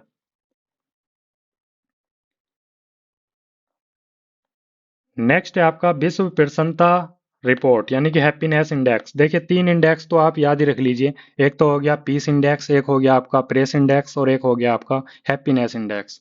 ये तीनों इंडेक्स ये समझ लो कि फेवरेट हैं लोक सेवा आयोग के। ठीक है, और इवन यूपी ट्रिपल एससी के भी। तो हैप्पीनेस इंडेक्स की बात करें तो जारी किया है यूएन पोषणीय विकास समाधान नेटवर्क SDSN ने इसमें पहले स्थान पर है। हैप्पीनेस में फिनलैंड, दूसरे पर डेनमार्क, तीसरे पर आइसलैंड। भारत हैप्पीनेस के मामले में 118वें स्थान पर है, जबकि लास्ट ईयर 126वें स्थान पर था। सबसे अंतिम स्थान पर 147वें स्थान पर अफगानिस्तान है, यानी कि अफगानिस्तान में सबसे कम जो है खुशी दिखाई गई है। दान देने के मामले में बात करें तो दान देने के मामले में शीर्ष पर है इंडोनेशिया, जबकि भारत है 57वें स्थान पर। अभी हाल ही में विश्व प्रसन्नता शिखर सम्मेलन यानी कि हैप्पीनेस समिट भी हुआ था। कहाँ पे हुआ था? मियामी, असम में। नेक्स्ट है म्यांमार में भूकंप। म्यांमार में अभी जो है 28 मार्च 2025 को 7.7 की तीव्रता से संगाइंग क्षेत्र में बहुत तीव्रता से जो है भूकंप आया था, और इसमें काफी जान माल की हानि भी हुई थी। तो इसका अधिकेंद्र था आपका मांडले शहर में। और जो इम्पोर्टेंट पॉइंट है वह यह है कि जब वहां पे भूकंप आया म्यांमार में, तो भारत द्वारा ऑपरेशन ब्रह्मा चलाया गया, और ऑपरेशन ब्रह्मा के द्वारा भारत ने म्यांमार में मानवीय सहायता भेजी। ठीक है, वहां पे यानी कि चिकित्सा, मानवीय और आपकी आर्थिक रूप से मदद भी भेजी। अब भूकंप से रिलेटेड स्टैटिक जीएस पे जाएं तो दो चीजें इंपॉर्टेंट हो जाती है। एक तो होता है वो अपकेंद्र, एक होता है अधिकेंद्र। तो उद्गम जहां से होता है, यानी कि जहां से ऊर्जा उत्सर्जन होती है भूकंप के टाइम, तो उसे बोलते हैं उद्गम और अपकेंद्र। और अपकेंद्र से ठीक 90 डिग्री पर एक होता है अधिकेंद्र, जिसे बोलते हैं वह बिंदु जो उद्गम केंद्र के समीप होता है। यानी कि उद्गम केंद्र से 90 डिग्री पर, यानी कि जो केंद्र समीप होगा उसे अधिकेंद्र बोलते हैं। ठीक है, तो अधिकेंद्र और अपकेंद्र में अंतर है। अपकेंद्र वह होता है जहां से ऊर्जा उत्सर्जन होती है, जबकि अधिकेंद्र वह होता है जहां पे जो है वो 90 डिग्री ठीक यह उद्गम केंद्र से होता है। नेक्स्ट है आपका विषय आधारित QS वर्ल्ड यूनिवर्सिटी रैंकिंग्स 2025। यह इंजीनियरिंग एंड टेक्नोलॉजी विषय में बात करें तो सबसे पहली यूनिवर्सिटी है आपकी MIT US से, और 26वें स्थान पर है IIT दिल्ली। कला एवं मानवीय की विषय में बात करें तो इसमें पहले यूनिवर्सिटी है आपका हार्वर्ड USA की, जबकि भारत में शीर्ष पर है आपका दिल्ली यूनिवर्सिटी 160वें स्थान पर है विश्व में। नेक्स्ट है आपका विश्व जल विकास रिपोर्ट 2025। संयुक्त राष्ट्र महासभा द्वारा 2025 को हिमनद संरक्षण का अंतर्राष्ट्रीय वर्ष घोषित किया गया है, और 2025 से 34 तक हिममंडलीय विज्ञान हेतु कार्रवाई का दशक भी घोषित किया गया है। इसमें रिपोर्ट में बताया गया कि एंडीज हिमनद, जो एंडीज हिमनद है वह 1980 से 30 से 50% सिकुड़ चुका है, और यह एंडीज हिमनद जो है वह अमेजन नदी के 50% जल का स्रोत भी है। नेक्स्ट है हिंदू कुश काराकोरम हिमालय। इस रिपोर्ट में बताया गया है कि हिंदू कुश काराकोरम हिमालय, जो तीसरा ध्रुव भी कहा जाता है, वर्ष 2021 तक 50% की हानि का अनुमान इसमें जताया गया है। नेक्स्ट है आपका कृषि। कृषि विश्व स्तर पर 72% जल का उपयोग करती है, जबकि 2.2 अरब लोगों के पास पीने के पानी की पहुंच नहीं है, इस रिपोर्ट में बताया गया है। नेक्स्ट है आपका बाल मृत्यु दर में स्तर और रुझान रिपोर्ट 2024। संयुक्त राष्ट्र ने जारी की है। इन्होंने 2000 से विश्व में 5 वर्ष से कम आयु के बच्चों की मृत्यु दर में 52% की गिरावट आई है। यानी कि UN की जो बाल मृत्यु दर को लेकर रिपोर्ट आई है 2024 की, उसमें बताया गया है कि सन 2000 से विश्व में 5% से कम आयु के जो बच्चे हैं उनकी मृत्यु दर में 52% की कमी आई है। वर्ष 2000 में जो है वैश्विक बच्चों में मृत्यु की दर लगभग 1000 पर 74 जीवित जन्म था, जो 2023 में घटकर 1000 पर 37 रह गया है। भारत में 70% की गिरावट दर्ज की गई है 5 वर्ष के बच्चों में जीवित, जो अंडर 5 ईयर के हैं, और यह रिपोर्ट जो है 2000 से 2023 के बीच की है। नेक्स्ट है आपका अंतर्राष्ट्रीय शस्त्र हस्तांतरण रिपोर्ट 2024, यानी कि जो शस्त्र बनाए जाते हैं और आयात निर्यात किया जाता है तो उससे संबंधित रिपोर्ट है। तो इसे भी जो है सिप्री ने जारी किया है स्टॉकहोम से। इसमें जो है बताया गया है कि विश्व में शीर्ष शस्त्र निर्यातक देश हैं आपके यूएसए सबसे ज्यादा शस्त्र निर्यात करता है 43% विश्व में, और दूसरे नंबर पे है फ्रांस 9.6%। जबकि शीर्ष आयातक की बात करें तो यूक्रेन सबसे ज्यादा आयात करता है शस्त्रों का, और दूसरे नंबर पे है भारत 8.3% भारत आयात करता है शस्त्रों का। तो आयात के मामले में भारत दूसरे नंबर पर है। नेक्स्ट है आपका आर्थिक स्वतंत्रता सूचकांक 2025। इसे जारी किया है द हेरिटेज फाउंडेशन ने। इसने बताया कि विश्व की सबसे स्वतंत्र अर्थव्यवस्था है आपकी सिंगापुर की, दूसरे पर स्विट्जरलैंड की, जबकि भारत का स्थान है 128वां, और लास्ट ईयर भारत की स्थिति थी 126वीं, और सबसे अंतिम स्थान पर है 176वां आपका उत्तरी कोरिया। भ्रष्टाचार सूचकांक भी यूपी पीएससी का फेवरेट है, इसे ध्यान रखेंगे। ट्रांसपेरेंसी इंटरनेशनल ने एजेंसी ने इसे जारी किया है। सबसे ज़्यादा भ्रष्टाचार अगर है तो वह आपका दक्षिणी सूडान में 180वें स्थान पर है। सबसे कम भ्रष्टाचार की बात करें तो डेनमार्क में है, दूसरे नंबर पर फिनलैंड। भारत में जो है 96वीं इस रैंक पर है आपका भ्रष्टाचार की स्थिति में भारत। ठीक है। नेक्स्ट है आपका जलवायु जोखिम सूचकांक 2025। इसे जो है जर्मन मार्च ने जारी किया है। 1993 से 2022 तक की इसमें 30 वर्ष की स्थिति बताई गई है। तो 30 वर्ष की स्थिति में इन्होंने जलवायु जोखिम सूचकांक में बताया है कि 9400 प्लस मौसमी घटनाओं से 4.2 ट्रिलियन डॉलर की हानि हुई है पिछले 30 वर्षों में। और इसमें जो है सर्वाधिक मौतें जो हुई हैं वो तूफानों के कारण हुई हैं, दूसरे नंबर पर हीट वेव के कारण हुई हैं। इन्होंने बताया कि जलवायु जोखिम से सबसे ज्यादा प्रभावित देश जो है वह है डोमिनिका, दूसरे पे है चीन और 6वें स्थान पर है भारत। नेक्स्ट है आपका रूस यूक्रेन संकट। देखो रूस और यूक्रेन में काफी टाइम से युद्ध छिड़ा हुआ है। तो इसे लेकर 18 फरवरी 2025 को रूस और यूएस के बीच में एक मीटिंग होती है रियाद, सऊदी अरब में। और इसमें जो है यूक्रेन और यूरोपीय देशों को शामिल नहीं किया जाता है। फिर जो है इसके बाद में जो है 22 फरवरी को 18 फरवरी के बाद 22 फरवरी को व्हाइट हाउस में ट्रंप और जेलेंस्की यानी कि जो यूक्रेन के राष्ट्रपति हैं उनके बीच में बैठक होती है। और इसमें जो है ट्रंप कहते हैं कि यूएस द्वारा खनिज संपदा पर समझौता किया जाएगा, लेकिन यूक्रेन इसे ठुकरा देता है। ऐसे में यूएस जो है वहां पे और ज्यादा आक्रमण करा देता है और रूस भी मिलकर आक्रमण करता है। तो ऐसे में जो है वहां पे स्थिति और भयावह हो जाती है। और हमें यहाँ पे केवल ये याद रखना है कि 6 मार्च को ब्रुसेल्स में जो है ईयू शिखर सम्मेलन भी हुआ था इसके बाद में। ठीक है। तो ईयू शिखर सम्मेलन कहाँ पे हुआ, क्योंकि चर्चा में था, तो वहां पे जो है ब्रुसेल्स में हुआ था। नेक्स्ट है आपका ट्रंप की गोल्डन कार्ड योजना। ट्रंप की गोल्डन कार्ड योजना का मतलब है कि जो अमेरिका की नागरिकता लेगा तो अब उसे EB-5 की जगह अमेरिका द्वारा अपने यहाँ नागरिकता देने हेतु गोल्डन कार्ड योजना लाई गई है। पहले जो है EB-5 के तहत जो है अमेरिका की नागरिकता मिल जाती थी, लेकिन अब जो है वहां पे गोल्डन कार्ड योजना लाई गई है। इसमें अगर कोई व्यक्ति $5 मिलियन का भुगतान करता है तो उसे यूएस ग्रीन कार्ड मिलेगा। और 5 साल तक उसे वह सब चीजें वहां पे ऐसी करनी होंगी जिससे वह नागरिकता के परमानेंट काबिल हो जाए। इसे जो है 2023 में बात करें तो 2023 में 631 भारतीयों ने EB-5 वीजा के तहत अमेरिका ग्रीन कार्ड प्राप्त किया था। देखिए अमेरिका में काफी ज्यादा नागरिकता लेने के लिए लोग उत्सुक हैं, तो इसीलिए गोल्डन कार्ड योजना जो है लाई गई है।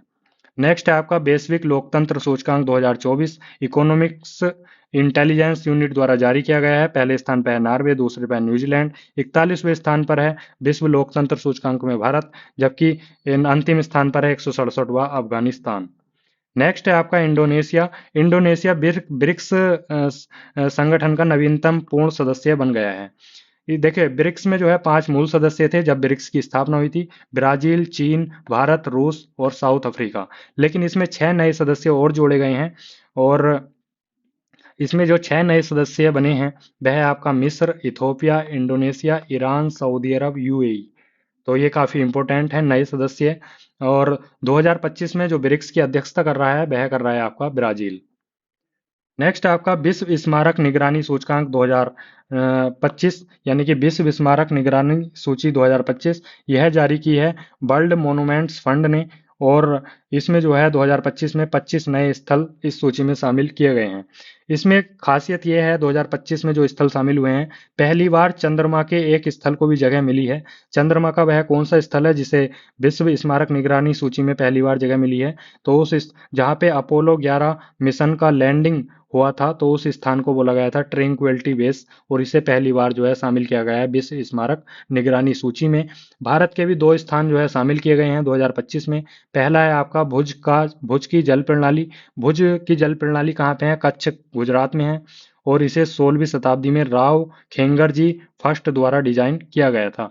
दूसरी है आपकी मूसी नदी के किनारे इमारत जो बनी हुई है हैदराबाद में, तो उसे जो है इस सूची में शामिल किया गया है।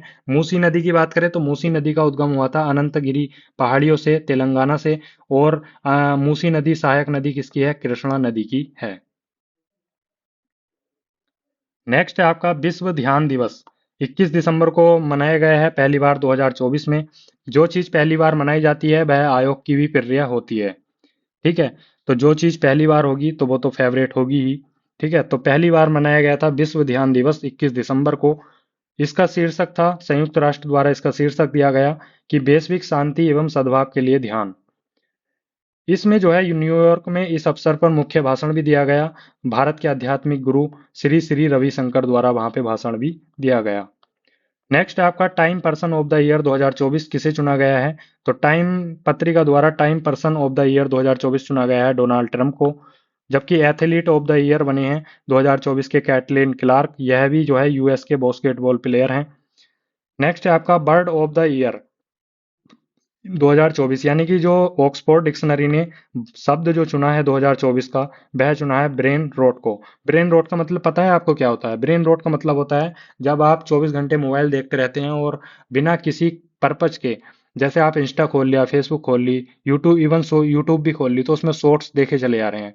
तो हमारा उसमें कोई पर्पज तो होता नहीं है कि हमें ये वाला शॉर्ट्स ये देखना है, बस आप चले ही जा रहे हैं, ठीक है, स्क्रॉल किए जा रहे हैं। तो इस स्थिति को बोलते हैं ब्रेन रॉट। तो ब्रेन रॉट जो शब्द है उसे ऑक्सफोर्ड डिक्शनरी द्वारा बर्ड ऑफ द ईयर चुना गया है 2024 में। अगर कैम्ब्रिज डिक्शनरी की बात करें तो कैम्ब्रिज डिक्शनरी ने अपना 2024 में बर्ड चुना है मैनिफेस्ट को।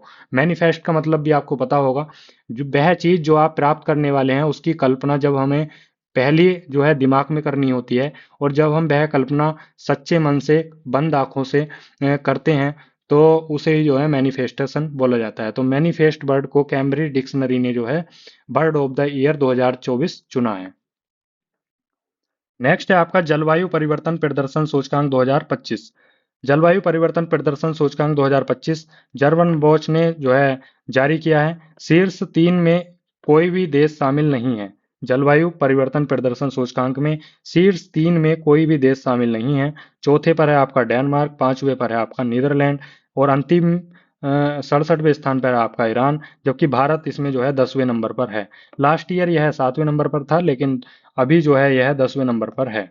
इसमें 4 श्रेणियों पर जो है चीजें देखी गई हैं। पहला ग्रीन हाउस, नवीकरणीय ऊर्जा, ऊर्जा उपयोग और जलवायु नीति। इन्होंने जो है चीन जो विश्व का सबसे बड़ा कार्बन उत्सर्जक देश है वह 55वें स्थान पर है, जबकि दूसरा सबसे बड़ा कार्बन उत्सर्जक देश जो है यूएसए, वह इसमें 57वें नंबर पर है। लेकिन आप इसमें इंडिया का ध्यान रखेंगे तो इंडिया इसमें 10वें नंबर पर है। ठीक है, विश्व जलवायु परिवर्तन सूचकांक में।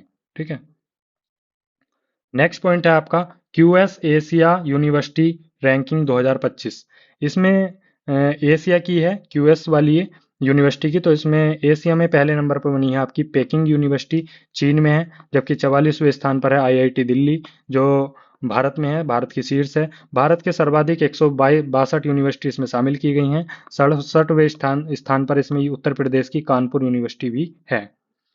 नेक्स्ट है आपका विश्व की 10 सबसे बड़ी अर्थव्यवस्थाएं 2025। जून 2025 में जो है फोर्ब्स ने एक जारी की सूची, उसमें बताया कि विश्व की 10 सबसे बड़ी अर्थव्यवस्थाएं 2025 में पहले नंबर पे है यूएसए, दूसरे पे चीन, तीसरे पे जर्मनी, चौथे पर है भारत।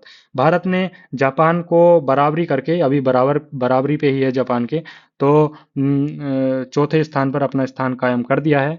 तो भारत जो है चौथी सबसे बड़ी अर्थव्यवस्था बन गई है, और पहले नंबर पे है यूएसए, दूसरे पे चीन, तीसरे पे जर्मनी, और जापान की स्थिति 5वें नंबर पे आ गई है। जबकि दोनों की अभी स्थिति सेम सेम है, तो लेकिन उम्मीद है कि भारत आगे निकल जाएगा।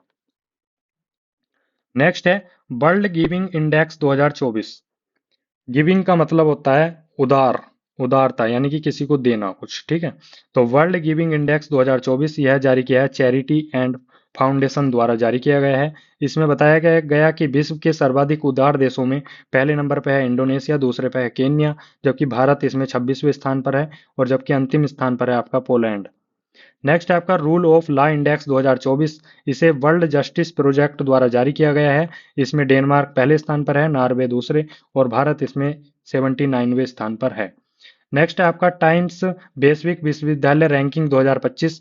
इसमें पहले नंबर पे है यूनिवर्सिटी ऑक्सफोर्ड, जो यूके की है, और इसमें भारत की पहली है आपकी आईआईएससी बेंगलोर, जिसे 201 से 250वें स्थान पर रखा गया है। और सुलानी यूनिवर्सिटी फिर आ गई है आपकी बजोला हिमाचल प्रदेश की, यह 401 से 500वें स्थान पर है।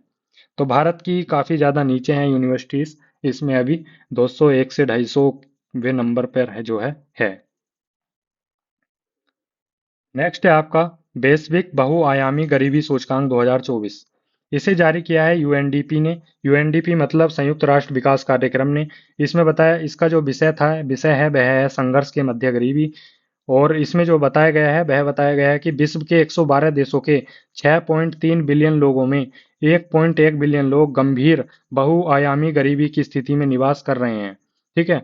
वैश्विक स्तर पर बात करें तो 27.9% बच्चे गरीबी की स्थिति में निवास कर रहे हैं, जिसमें 402 मिलियन दक्षिण एशिया के लोग बहुआयामी गरीबी से जूझ रहे हैं। भारत में सबसे ज्यादा बहुआयामी गरीबी वाले लोग हैं, 234 मिलियन। दूसरे नंबर पर पाकिस्तान 93 मिलियन। तीसरे नंबर पर इथोपिया 86 मिलियन। तो भारत विश्व में पहले स्थान पर है बहुआयामी गरीबी सूचकांक में। सबसे ज्यादा लोग यहाँ पे हैं, 234 मिलियन। नेक्स्ट है आपका ऊर्जा दक्षता ब्यूरो, बीईई। अगस्त 2024 में पीएम मोदी ने भारत को ऊर्जा दक्षता ब्यूरो में शामिल होने के लिए मंजूरी दे दी है। भारत इसमें शामिल होने के बाद इसके जो सदस्य हो जाएंगे वह 17 हो जाएंगे।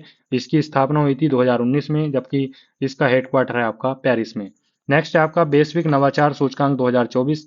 वैश्विक नवाचार सूचकांक 2024 को जारी किया विश्व बौद्धिक संपदा संगठन ने। इसमें पहले स्थान पर है स्विट्जरलैंड, दूसरे पर है स्वीडन, अंतिम स्थान पर है 133वें अंगोला।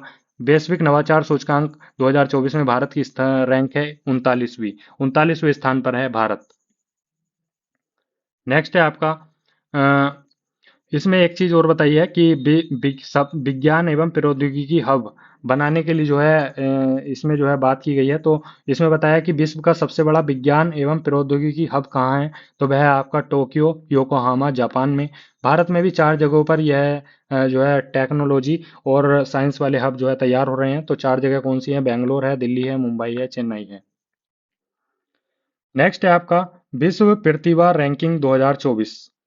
ठीक है, विश्व टैलेंट टैलेंट रैंकिंग 2024 इसे जारी किया है आईएमडी ने, यानी कि इंस्टीट्यूट फॉर मैनेजमेंट डेवलपमेंट ने। इसमें टैलेंट में पहले नंबर पर है स्विट्जरलैंड, दूसरे पर सिंगापुर। भारत जो है विश्व में 58वें स्थान पर है। देखिए, 4 नई कंट्री फाटा FATF की ग्रे सूची में शामिल हुई हैं। FATF बोले तो फाइनेंशियल एक्शन टास्क फोर्स। इसमें जो है 4 नए देशों को जो है ग्रे सूची में शामिल किया गया है, Algeria, Angola, Cote d'Ivoire, Lebanon. इन चारों देशों को FATF की ग्रे सूची में शामिल किया गया है, जबकि एक कंट्री है सेनेगल, इसको ग्रे सूची से बाहर कर दिया गया है। FATF की बैठक हुई थी 2024 में मैक्सिको की अध्यक्षता में, और इसकी फुल फॉर्म है फाइनेंशियल एक्शन टास्क फोर्स। इसकी स्थापना हुई थी 1989 में, और इसका जो स्थापना हुई थी वह पेरिस फ्रांस में हुई थी। ठीक है। नेक्स्ट है आपका वैश्विक पेंशन सूचकांक 2024। इसे जारी किया है मर्सर CFA एजेंसी ने। इसमें पेंशन सूचकांक में पहले नंबर पर है नीदरलैंड, दूसरे पर आइसलैंड, और भारत की स्थिति है 48वें स्थान पर। देखिए, भूख सूचकांक भी हंगर इंडेक्स कई बार पूछता है। 2024 में यह जारी किया है कंसर्न वर्ल्ड वाइड ने। इसमें भारत जो है हंगर इंडेक्स में 105वें स्थान पर है 2024 में, और भारत को भूखमरी की गंभीर स्थिति में रखा गया है। भुखमरी में अंतिम स्थान पर है सोमालिया 127वें स्थान पर, जबकि 23वें स्थान पर है आर्मेनिया। इसमें जो है इसकी खासियत यह है इस इंडेक्स की 22 स्थान तक कोई भी रैंक नहीं दी जाती है, जबकि सभी देशों को एक साथ ऐसे ही शामिल कर लिया जाता है। जो टॉप के 22 के हैं उन्हें मतलब गंभीर स्थिति में नहीं है, तो उन्हें जो है एक साथ ऐसे ही शामिल कर लिया जाता है जो टॉप पे हैं। जबकि जो रैंक जारी होती है वह 23 नंबर से जारी होती है, तो 23वें नंबर पे है आपका आर्मेनिया। जबकि इसमें जो इम्पोर्टेंट है वह यह है कि वैश्विक भूख सूचकांक में 2024 में भारत की रैंक कितनी है? 105वीं है। किरोसिया किरोसिया किरोसिया की राजधानी है जाग्रेब, और यहाँ के प्रधानमंत्री हैं आंद्रेज प्लेंकोविच। किरोसिया में पीएम मोदी ने अपनी पहली यात्रा की है 18 जून 2025 को, और यहाँ के जाग्रेब यूनिवर्सिटी में हिंदी पीठ के नवीनीकरण संबंधी समझौते को मंजूरी दी है। तो पीएम मोदी ने क्रोएशिया की जो है यात्रा की है 18 जून 2025 को, और यहाँ के जाग्रेब विश्वविद्यालय में हिंदी पीठ के नवीनीकरण संबंधी समझौते को मंजूरी दी है। नेक्स्ट कंट्री है पराग्वे। पराग्वे की राजधानी है असुनसियन, और यहाँ के राष्ट्रपति हैं सैंटियागो पेना। सैंटियागो पेना ने 2 से 4 जून 2025 के बीच में पहली बार भारत की यात्रा पर यह जो है आए हैं। यानी कि जो पराग्वे के राष्ट्रपति हैं सैंटियागो पेना, यह पहली बार भारत की यात्रा पर आए हैं और इन्होंने इसरो के साथ सहयोग करने में पराग्वे की अंतरिक्ष एजेंसी है एईपी में रुचि दिखाई है। ठीक है। और पराग्वे अंतर्राष्ट्रीय सौर गठबंधन में 100वां सदस्य के रूप में तथा वैश्विक जैव ईंधन गठबंधन के संस्थापक सदस्य के रूप में शामिल हुआ है। नेक्स्ट कंट्री है साइप्रस। साइप्रस की राजधानी है निकोसिया और यहाँ के राष्ट्रपति हैं निकोस क्रिस्टोडुलाइडेस। और साइप्रस की यात्रा पर गए हैं 15 से 16 जून 2025 को पीएम मोदी, और इन्होंने जो है साइप्रस का सर्वोच्च नागरिक सम्मान Grand Cross of the order of Makarios third से सम्मानित किया गया है। यानी कि पीएम मोदी साइप्रस की जो है यात्रा पर गए थे 15 से 16 जून 2025 को, और साइप्रस ने अपने सर्वोच्च नागरिक सम्मान से पीएम मोदी को सम्मानित किया है। इसके स्टैटिक्स फैक्ट की बात करें तो 1964 से भारतीय सेना साइप्रस में यूएन शांति सेना का हिस्सा रही है। ठीक है। इतना इंपॉर्टेंट नहीं है पर आ सकता है, जैसे क्वेश्चन आजकल एग्जाम में पूछे जा रहे हैं। नेक्स्ट कंट्री है अंगोला। अंगोला की राजधानी है लुआंडा और यहाँ के राष्ट्रपति हैं मैनुअल गोंसाल सेब। मैनुअल गोंसाल बेस यहाँ के राष्ट्रपति हैं। यह 1 से 4 मई 2025 के मध्य भारत की यात्रा पर आए थे और इन्होंने आयुर्वेद एवं अन्य पारंपरिक चिकित्सा क्षेत्र में सहयोग समझौता किया है और 2025 से 29 के लिए इन्होंने सांस्कृतिक क्षेत्र में भी सहयोग जो है समझौता किया है। और इसके अलावा इन्होंने आईएसए फ्रेमवर्क समझौते पर हस्ताक्षर किए हैं और इसी के साथ अंगोला जो है अंतर्राष्ट्रीय सौर गठबंधन का 123वां सदस्य बन गया है। नेक्स्ट कंट्री है चिली। चिली की राजधानी है सैंटियागो और यहाँ के राष्ट्रपति हैं गैब्रियल बोरिक फोंट। यह 1 से 5 अप्रैल 2025 के मध्य भारत की यात्रा पर आए थे और इन्होंने अंटार्कटिक सहयोग आपदा प्रबंधन जैसे क्षेत्रों में जो है समझौता किया है। ठीक है। नेक्स्ट कंट्री है गुयाना। गुयाना की राजधानी है जॉर्ज टाउन और यहाँ के राष्ट्रपति हैं इरफान अली। नवंबर 2024 में पीएम मोदी यहाँ की यात्रा पर गए थे और जॉर्ज टाउन गुयाना में इन्होंने दूसरे भारत कैरिकॉम शिखर सम्मेलन में प्रतिभाग किया है। इसकी सम्मेलन की अध्यक्षता की है ग्रेनाडा के पीएम डिकोन मिशेल ने और यह पहली बार हुआ था 2019 में। इरफान अली की बात करें तो इरफान अली 2023 में 17वां प्रवासी भारतीय दिवस हुआ था भारत में, उसके मुख्य अतिथि रहे थे। नेक्स्ट कंट्री है सिंगापुर। सिंगापुर की राजधानी है सिंगापुर सिटी और यहाँ के पीएम हैं लॉरेंस बोंग। सिंगापुर की यात्रा पर पीएम मोदी 5 सितंबर 2024 को गए हुए थे और यह इनकी सिंगापुर की 5वीं यात्रा थी और इन्होंने भारत सिंगापुर अर्धचालक परितंत्र साझेदारी पर जो है समझौता किया है। और इसके अलावा अगर बात करें तो सिंगापुर आसियान में भारत का सबसे बड़ा व्यापारिक भागीदार भी है। बेसिकली जो मेन समझौता हुआ है वह अर्धचालक के क्षेत्र में हुआ है, तो यह ध्यान में रखेंगे सिंगापुर से। ठीक है। अभी लास्ट ईयर जो है सेमीकॉन इंडिया प्रदर्शनी भी हुई थी ग्रेटर नोएडा में, तो वहां पर सिंगापुर की जो अर्धचालक कंपनी थी उन्हें जो है आमंत्रित भी भारत में किया गया था। भारत का पहला त्रिबल्लुर सांस्कृतिक केंद्र यह भी सिंगापुर में जो है खोला जाएगा और पीएम मोदी ने इसकी घोषणा की है। तिरुवल्लुवर तमिल कवि थे और इन्होंने जो है तिरुकुक्रल काव्य की रचना की है। नेक्स्ट कंट्री है ब्रुनई दारुसलाम। इसकी राजधानी है बांदर सेरी बेगावेन और यहाँ के सुल्तान है हाजी हसनल बोलकियर। ठीक है। इनके कहने पर पीएम मोदी ने सितंबर 2024 में ब्रुनई की यात्रा की है और यहाँ की राजधानी बांदर सेरी बेगावन में उमर अली सैफुद्दीन मस्जिद का भी दौरा किया था और यहाँ पर जो है इन्होंने चेन्नई से सीधी उड़ान का भी शुभारंभ किया है। यानी कि भारत में जो है चेन्नई शहर से सीधी उड़ान होगी ब्रुनई के लिए, इसका भी जो है शुभारंभ किया है इन्होंने पीएम मोदी ने। नेक्स्ट कंट्री है यूक्रेन। इसकी राजधानी है कीव और यहाँ के राष्ट्रपति हैं विलोदोमिर जेलेंस्की। ये तो आपको पता ही होगा, काफी ज्यादा लाइमलाइट में रहते हैं, तो इनका नाम तो पता ही होगा। यूक्रेन के राष्ट्रपति हैं विलोदोमिर जेलेंस्की।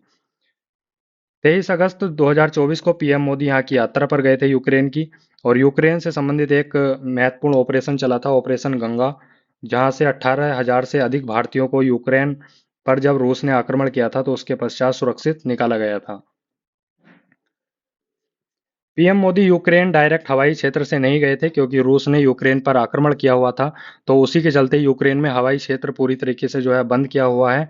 और इसी के चलते पहले पीएम मोदी पोलैंड गए और पोलैंड से रेल फोर्स वन ट्रेन से जो है लगभग 10 घंटे की यात्रा कर पीएम मोदी कीव यूक्रेन पहुंचे थे। पीएम मोदी ने oasis of peace park Kyiv में महात्मा गांधी की प्रतिमा पर श्रद्धांजलि दी थी। स्विट्जरलैंड में यूक्रेन में शांति पर शिखर सम्मेलन 2024 में भारत ने भाग लिया था। नेक्स्ट है G7 शिखर सम्मेलन 2024। यह हुआ था आपका अपूलिया, इटली में। इस सम्मेलन को मैंने यहाँ पे इसलिए बताया है क्योंकि इस सम्मेलन में भी यूक्रेन के राष्ट्रपति जो है पीएम मोदी से मिले थे। ये बहुत इंपॉर्टेंट पॉइंट है भाई। भीष्म क्यूब, भीष्म क्यूब जो है 4 यूक्रेन को दिए गए हैं पीएम मोदी द्वारा यूक्रेन की यात्रा पर। और भीष्म क्यूब की बात करें तो यह आरोग्य मैत्री परियोजना का एक अंग है। यह विश्व का पहला स्वदेशी पोर्टेबल अस्पताल है जो भारत द्वारा निर्मित है। और इसकी खासियत यह है कि इसमें औषधि उपकरण से सुसज्जित है यह, और प्राथमिक स्वास्थ्य सेवा प्रदान करने के लिए बनाया गया है। यह स्वयं इलेक्ट्रिसिटी और ऑक्सीजन उत्पन्न करने में भी सक्षम है। तो भीष्म क्यूब जो है विश्व का पहला स्वदेशी पोर्टेबल अस्पताल है। और 4 भीष्म क्यूब जो है यूक्रेन को दिए गए हैं पीएम मोदी द्वारा। नेक्स्ट कंट्री है वियतनाम। वियतनाम की राजधानी है हनोई और यहाँ के प्रधानमंत्री है फाम मिन्ह चिन। यह जो है 1 अगस्त 2024 को भारत की यात्रा पर आए थे और इन्होंने वियतनाम के नात्रांग दूरसंचार विश्वविद्यालय में आर्मी सॉफ्टवेयर पार्क की स्थापना का वर्चुअली उद्घाटन किया है। और इन्होंने रक्षा खरीद हेतु 300 मिलियन डॉलर ऋण एवं लोथल गुजरात में राष्ट्रीय समुद्री विरासत परिसर के विकास में भी समझौता किया है। ठीक है, तो ये समझौता हुआ था वियतनाम और भारत के बीच में। नेक्स्ट कंट्री है थाईलैंड। थाईलैंड की राजधानी है बैंकॉक और यहाँ के प्रधानमंत्री है पेंतोगार्टान सिनावात्रा। और यहाँ पर जो है थाईलैंड की यात्रा पर गए थे पीएम मोदी 3 से 4 अप्रैल 2025 के बीच में। इन्होंने लोथल गुजरात में राष्ट्रीय समुद्री विरासत परिसर के विकास के लिए समझौता किया है। नेक्स्ट कंट्री है श्रीलंका। श्रीलंका की राजधानी है आपकी लेजिस्लेटिव की बात करें तो जयवर्धने कोट्टे में है और एग्जीक्यूटिव जुडिशियल की बात करें तो कोलंबो में है। यहाँ के राष्ट्रपति बने हैं अनुरा कुमारा और दिसंबर 2024 में अपनी पहली राजकीय विदेश यात्रा इन्होंने भारत की ही की थी। लेकिन अभी 2025 में 4 से 6 अप्रैल को पीएम मोदी श्रीलंका की यात्रा पर गए थे। वहां पर इन्होंने त्रिकोमली को ऊर्जा केंद्र के रूप में विकसित करने हेतु भारत और यूएई और लंका के बीच में समझौता हुआ है। पीएम मोदी को श्रीलंका के मित्र विभूषण पुरस्कार से भी सम्मानित किया गया है और इस पुरस्कार से सम्मानित होने वाले यह पहले भारतीय बन गए हैं। नेक्स्ट कंट्री है संयुक्त राज्य अमेरिका। यहाँ की राजधानी है वाशिंगटन डीसी और राष्ट्रपति बने हैं अभी डोनाल्ड ट्रंप। डोनाल्ड ट्रंप के राष्ट्रपति बनने के बाद पीएम मोदी की यह पहली यूएसए की यात्रा है। इन्होंने की थी 13 फरवरी 2025 को। और इन्होंने जो है अमेरिका भारत के समझौते का जो है शुभारंभ भी किया है और प्रौद्योगिकी जो उभरती हुई टेक्नोलॉजीज हैं उनके लिए एक ट्रस्ट पहल का भी शुभारंभ किया है। इसके अलावा इन्होंने रक्षा अनुप्रयोगों हेतु इंडस इनोवेशन भी जो है शुरू किया है। नेक्स्ट पॉइंट है न्यूजीलैंड। न्यूजीलैंड की राजधानी है वेलिंगटन और यहाँ के प्रधानमंत्री है क्रिस्टोफर लक्सन। 16 मार्च 2025 को यह भारत की यात्रा पर आए थे और यह इनकी पहली जो है यात्रा थी। और इन्होंने जो है 10वें रायसीना डायलॉग 2025 के उद्घाटन जो है नई दिल्ली में किया। और न्यूजीलैंड इंडो पैसिफिक महासागरों की पहल IIPOI में जो है शामिल हुआ है। न्यूजीलैंड यानी कि इंडो पैसिफिक महासागरों की पहल में भी शामिल हो गया है। नेक्स्ट कंट्री है मॉरिशस। मॉरिशस की राजधानी है पोर्ट लुइस और यहाँ के राष्ट्रपति हैं धर्मवीर गोकुल। मॉरिशस की यात्रा पर पीएम मोदी गए थे मार्च 2025 में और उन्होंने जो है मॉरिशस का राष्ट्रीय दिवस मनाया जाता है उसके जो है मुख्य अतिथि बने थे। और यहाँ के सर्वोच्च नागरिक सम्मान grand commander of the order ocean से भी सम्मानित किया गया है पीएम मोदी को। और ऐसा सम्मान पाने वाले यह पहले भारतीय बन गए हैं। पीएम मोदी ने राष्ट्रपति और उनकी पत्नी वृंदा गोकुल को overseas citizen of India OCI card भी प्रदान किया है। मॉरिशस की बात करें तो मॉरिशस में 70% से अधिक जो आबादी है वह भारतीय मूल की है और हिंद महासागर में भारत का द्वार कहा जाता है मॉरिशस को। नेक्स्ट कंट्री है नाइजीरिया। नाइजीरिया की राजधानी है अबूजा और यहाँ के राष्ट्रपति हैं अहमद टिनुबू। और 16 नवंबर 2024 में यह जो है पीएम मोदी यहाँ की यात्रा पर थे नाइजीरिया की। यहाँ के राष्ट्रीय award grand commander of the order of niger से सम्मानित किया गया है पीएम मोदी को, और ऐसा अवार्ड पाने वाले हैं प्रथम भारतीय बन गए हैं।